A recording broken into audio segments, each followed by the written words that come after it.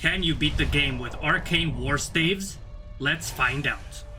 Hey everybody, this is Benny from the block, and today I'm going to be showing my journey playing Arcanistics with Warstaffs.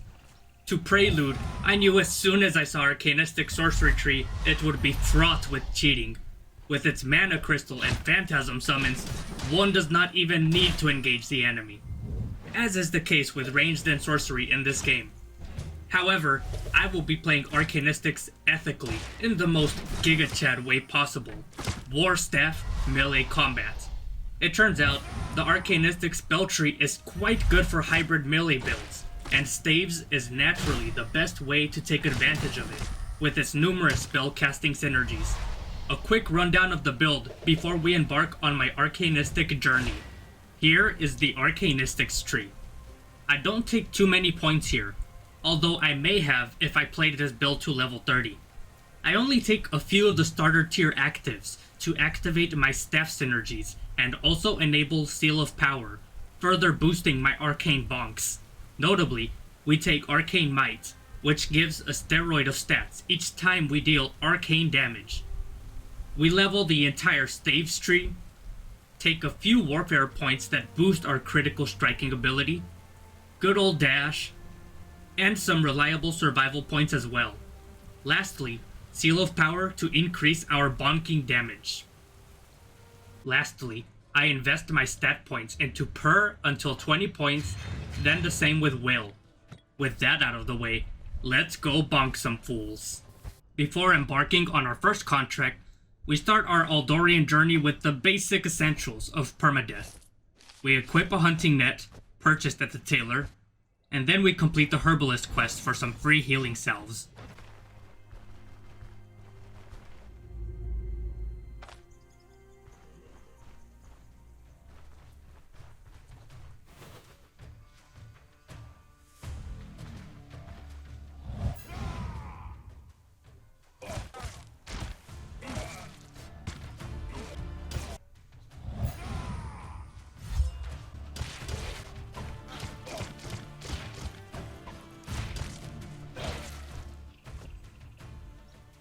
And there we have the victory of our first fight. Despite not having very many abilities, we win very handedly because of Warcry and having this very powerful two-handed mace in our hands. We get some pretty good loot here out of this chest, although I won't be able to use that axe. It's still good stuff to find. Now that we loot this camp, we can make our way towards the bastion.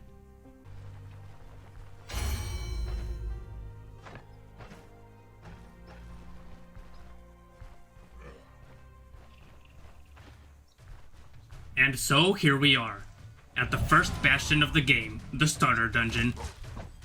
Now you might be wondering, why am I holding on to that point? I have a single ability point to use. Well, here's the thing with Leosthenes. With this build I planned with him, he does not have any of the ability trees, save for warfare. So the plan here is to get to Manshire as soon as possible so that we can buy those treatises and then unlock the full potential of his Battle Mage build.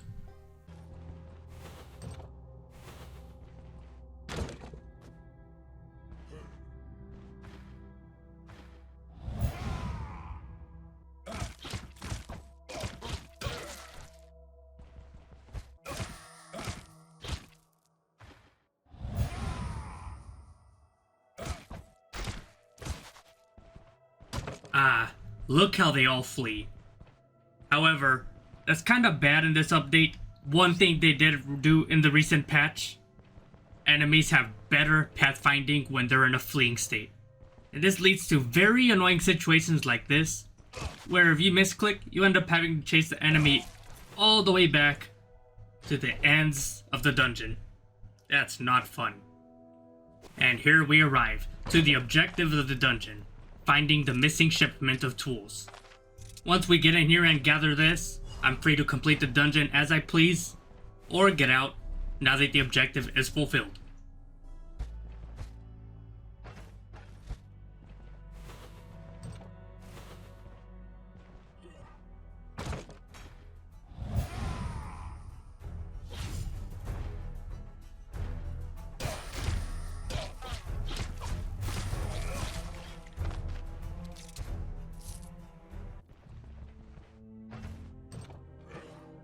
I wish I could have more commentary at this stage of the game, but it's pretty basic right now. All I have is Warcry going for us, and a big stick to bonk them with. But really, what else do you need, am I right?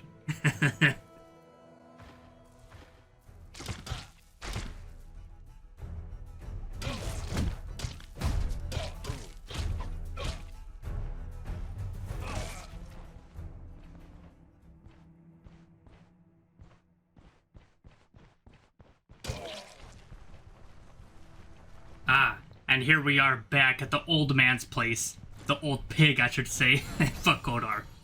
So here we are. We claim our contract. And now all that's left is getting the caravan. And for that, we need to do this old man a little favor real quick. Which we'll be getting to momentarily after talking to the carpenter.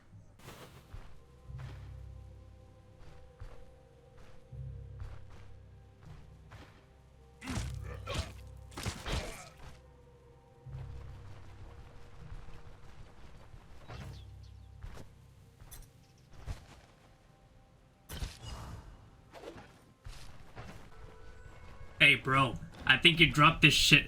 I found this plane, man. Take it. Yeah, so here, I give him his plane, and in return he gives me some beer, some money, and some information.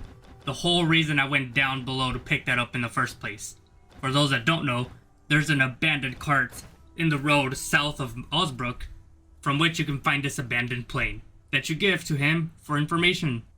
Now, I suppose I should talk about the Osbrook Brewery quest. At this point in time, you're supposed to go over there, help them out. Normally, I would take the route where I kill the mercenaries, but unfortunately, the devs patched out my cheese strategy I used to do. So now, especially with this weak build, I'm forced to kill the thugs instead. It's easier, but you get less money out of it, but that's the option that I have to take. You know, I have to say, as basic as the build is looking right now, it works really fucking good for this point of the game.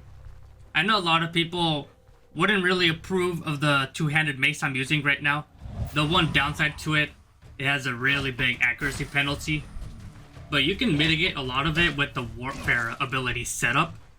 It's a really goated ability for tier 1. You just skip a couple turns and all of a sudden you have plus 10 accuracy, minus 10 damage taken, and energy cost as well. Basically, I'm saying this weapon is sleeper good. People should not be hating on this shit, man, because look at this. Bonkage. Pure bonkage and intimidation. This intimidation patch it's pretty cool, not gonna lie. It kind of sucks when your enemies get away, but at the end of the day, you live. That's all that matters. Oh yeah, and I have been picking a lot of hemp on this route. On this playthrough, I mean. I bought the smoking mix recipe from the herbalist. Pretty funny recipe, by the way, that they introduced. I never thought I would see smoking mix in Stoneshard. As they call it, smoking mix. We all know what it really is. But it's a funny recipe. I bought it. Pretty effective for pain mitigation at the start of the game. You can see in my inventory, I'm already toking it up.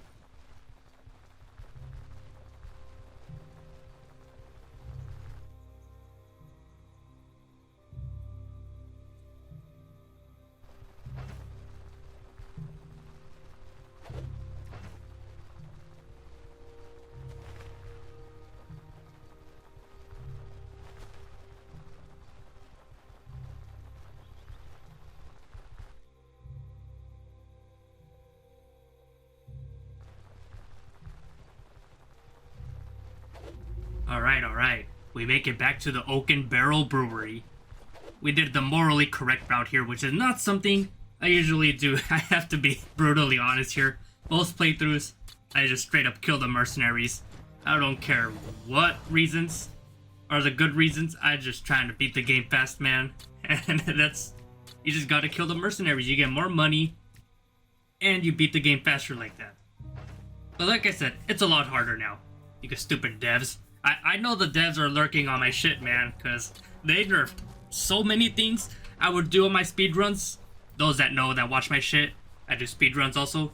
But yeah, I know they're lurking, man, because all the stuff I do there, nerfed. I could go on and on about this laundry list of nerfs that affected me. Animation abuse, I think that's about it. That's the main one. There's others. I just can't think about it right up, but I'm telling you. They're on to me, man. They know I'm exploiting the game. And they're watching to nerf it. Ah, yes. The humble in bed. Now in this patch with the psyche effects and everything, you gotta make sure you rest up your good 10 hours. Just to call it safe, I rest up a good 12 hours to be sure. Between 8 and 12 hours when I'm able to. That way I stay topped up on my rest sanity, my rest morale. Stay above 10% at least, at all times. You don't want to mess around with the new psyche effects, man. They will mess you up if they catch you slipping. Make sure you keep it up. Now, there is one more piece of business to conduct here. Hold on, my cat's walking across me. Stupid cat. One final business to conduct there, as I was saying. I sold my barrel of beer. Now I'm just tidying up loose ends here in Osbrook. Like right there, I completed the sword contract for the smith. And I'm pretty much ready to leave at this point. I got my tier 2 armor. You never want to leave Osbrook without your tier 2 armor, if you're able to. It's very cheap here. I always buy my tier 2 armor here when I can. So we got that in order. All we gotta do is get the other old man, Brynn, into the caravan and hop on our way to Brynn. 1 hour later. Hey, I don't know how good I did that SpongeBob impression, but I bet it was good. Yeah, we made it back to the Oak and Barrel Brewery. I brought Brynn's old ass here. Somehow with his stump leg, he can walk all the way over here, but he can't help you with contracts? I call cap. But one thing you could do here, buy a barrel of beer, and then you sell it in Brynn. And with that out of the way, we're ready to ride the horses.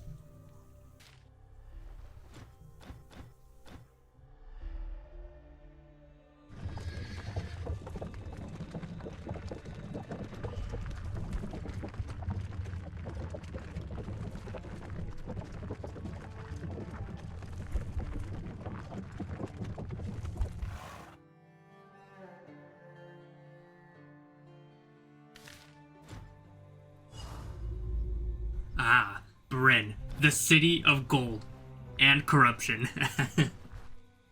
This is basically just main story filler shit. I really can't wait myself until they get the main story done. I'm one of the many who clamor for it, but for now the dev focus is gameplay, skill trees, all that stuff. Core mechanics, basically. That's fair, but I would love to see more main story as soon as possible when they get to it. All that's left here, main story, and then we go to Mashire, and then we buy our treatises, allowing us to level up Arcanistics. We learn staves from the priest, and then we get warfare from the governor. No, we already have that one, scratch that. We get athletics. Basically all the stuff that I need, and then I can truly call this an Arcanistics battle stave playthrough. For now, it's just been two-hand based bonkage. To be fair, when I switch over to the staves, it's still gonna be two-hand bonkage, just with a thinner stick, mind you. Nevertheless, we're gonna get there soon enough. We're right here pounding on Gwinnell's door. I learned that pronunciation, by the way, from the prologue. I used to say Gwinnell all the time, but then recently I just listened to the Brynn speech, and they pronounce it Gwinnell. If you didn't know, now you know. You're welcome. Ah, finally back into the comforts of our camp, the comforts of the known. I would have sold that beer in Brynn if I could, but I do remember when I was in Brynn, it was nighttime, so unfortunately the fucking tavern keeps. I'm trying to talk here, guys. I'm trying to talk. The tavern keep, the owner of the tavern, They're not out at night, only their employees are, so you can't sell the beer to them. All that means is you hold on to the beer for a little bit longer, and you sell it at Manshire instead. You're not missing out on big bucks here, it's just a tiny difference of crowns, but you know, money is money. If you can, sell it in Brynn. 3 Pots Tavern. That's the cash money one. 3 Pots Tavern. They can only take 1 beer at a time though. 1 barrel of beer. Sometimes you even have to buy things from them in order to sell them the beer because they're kind of broke for a tavern. But here you can see me. I'm starting to preview my skills before I go to Manshire. I'm really racking my brains here. Which ones I want first. Overall, as you're going to see in the course of the playthrough, I go with more of a staves focus rather than a magic focus. I feel like if you ever do a hybrid type build and then you level up too many magic points, you just stop fighting in melee altogether, because then you realize, I don't even need to fight them, huh? I can just kill them from 10 miles away and cheat.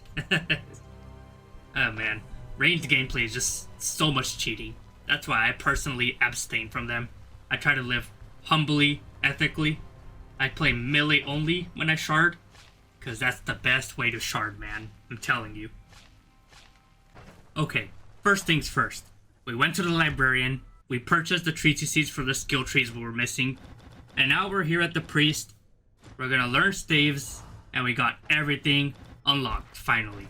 And then we can level up our abilities now. Like I said, truly call ourselves Arcanistic Battle Staves.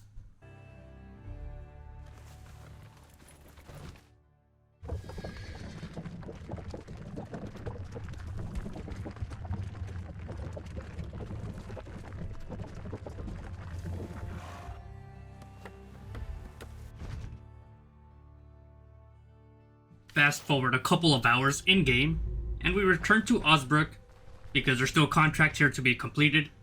It's safest in permadeath to come back in Osbrook to do your contracts here, get some easy levels.